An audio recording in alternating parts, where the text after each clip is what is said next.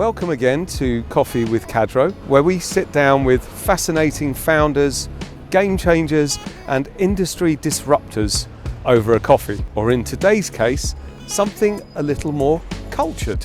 My guests today aren't just brewing up business, they're brewing live probiotic packed drinks that are shaking up the beverage industry. Emma Thackray and Kenny Goodman, founders of hippest, welcome.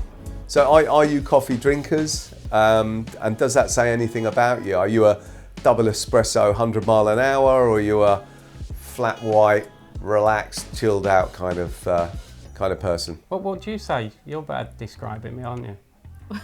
Better compared to a flat white, smooth. Yeah. I like that. Well, the cream always rises to the top, right? Oh, nice. I like it. You're a cortado, aren't you? Yeah, or black coffee or cortado. What is that one? What is it? Just like a flat white, but tougher. Yeah. I like that. It's from Leeds. Yeah. So tell us how hip hop was born. Was it a light bulb moment, or was it over a period of time, or was there an event that prompted you to look into creating the brand? And we both remember this meeting where we agreed to set up the business. This is in 2016, actually. And then in 2021, the market where we'd held that first meeting was putting together some promotional stuff, and there was a photograph of the market on the very day that we agreed to set up the business, and we have a photograph. We're there at the forefront. Way. I posted it on LinkedIn recently. So was hip hop born out of an ailment, or did you see a commercial opportunity in the market? Well, I'd been making Kenny fermented food and drink kombucha because Kenny has a few digestive issues going on. Yeah.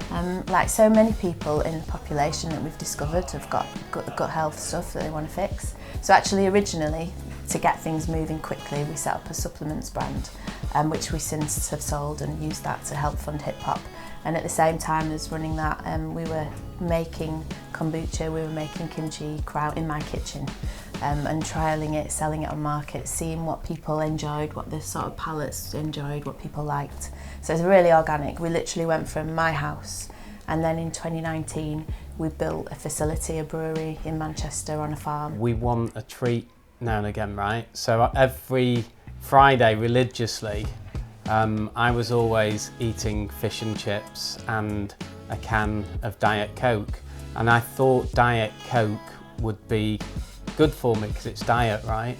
And then Emma told me that it had certain things in the ingredients that probably wouldn't be good for my gut health conditions, and then gave me an alternative, which was kombucha. And so that I swapped that out for Diet Coke at the time. Did you notice the benefits immediately?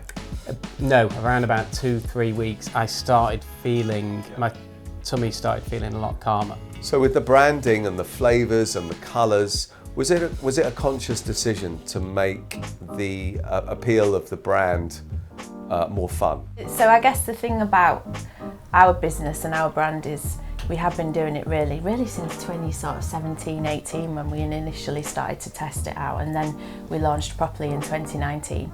And we've always been testing and seeing what people's responses are, and we knew pretty quickly with kombucha, which is the drink that we started with, we knew that people don't want to be hit in the face by health. You don't want to compromise, you still, people just want to have a nice drink and it tastes good first of all, and then if it's got some additional benefits, fantastic. And it's a real tasty treat. I mean, we've won over 10 Great Taste Awards now, and that's because we've made the drinks. I say we, the royal we.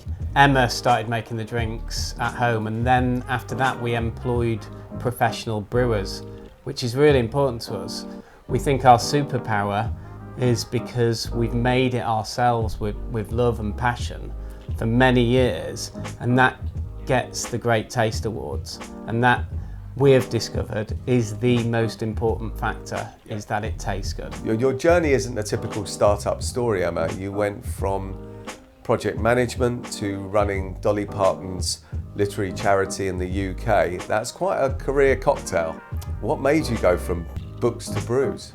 Love that, books to brews. I like that. Steal that for LinkedIn. I discovered fermented food and drink in America. I'd never really contemplated what fermented food was before. And we've all got this universe in our bellies that we've got to look after.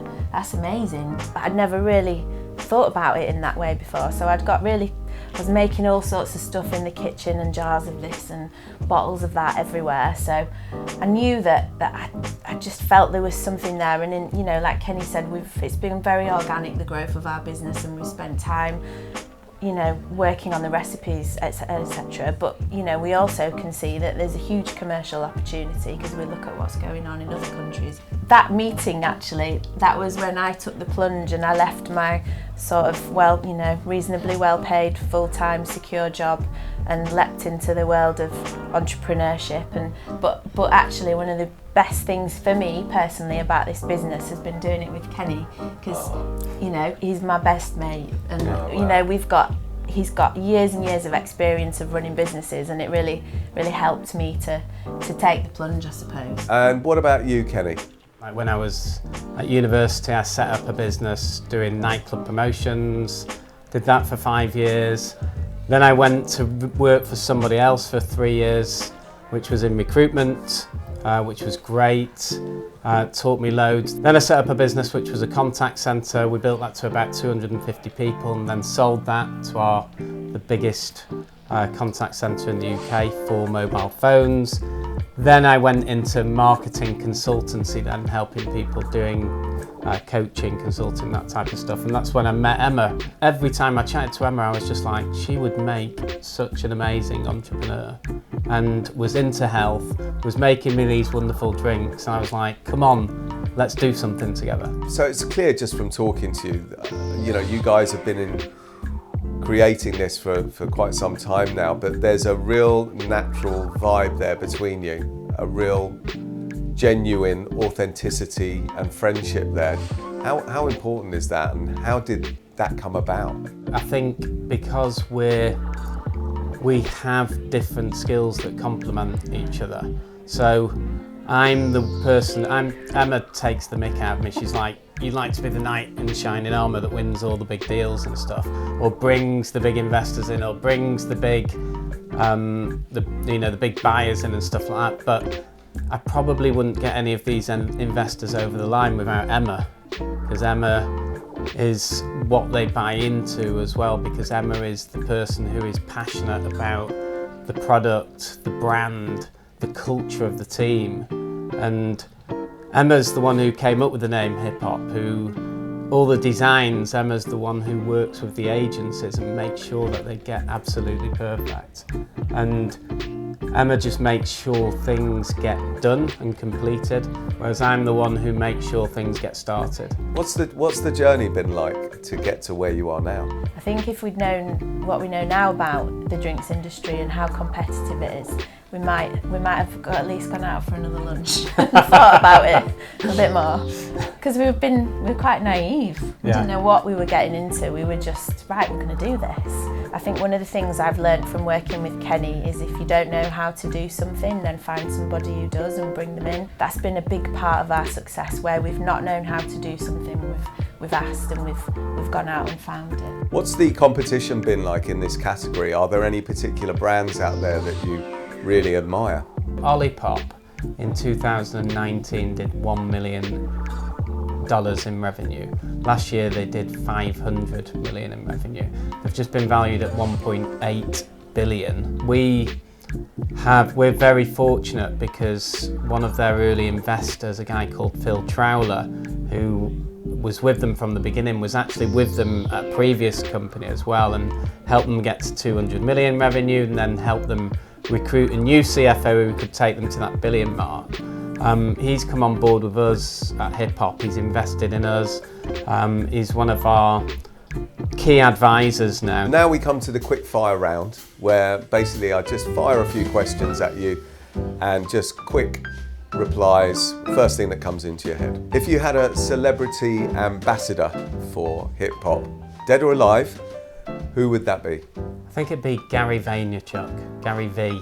I interviewed him. Apparently he's like $1 million an interview now, but I managed to interview him. And Emma and I went to an amazing conference called The Gathering in Banff, which is for CMOs, like the CMO of Coca-Cola was there, Netflix, all of that kind of stuff. And Gary Vaynerchuk was the big speaker there, and he was brilliant, wasn't he?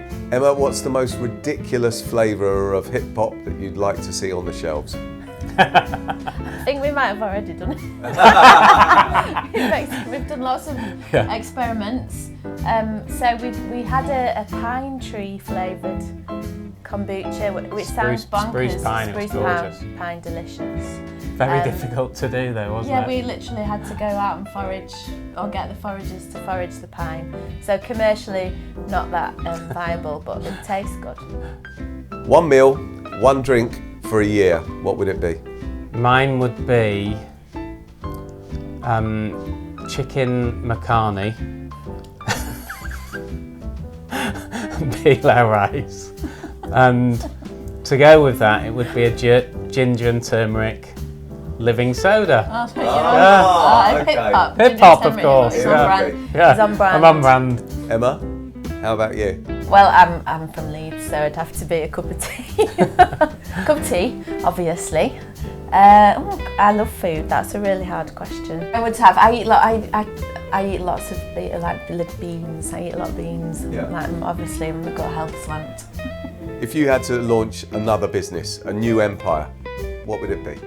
I would choose something that was really unsexy and boring and full of dinosaurs in the industry, because then it would be really low competition. I'm really into food, and health and nutrition, so maybe I'd quite like to go down the nutrition type slant. So Emma, what would you like to do next? What we found actually in food and drink in Challenger Brands is that so many people have got an investment banking background, which is fantastic, and they come with all that knowledge and experience, but loads of people don't, and if you don't have those connections or that understanding, then how do you raise capital?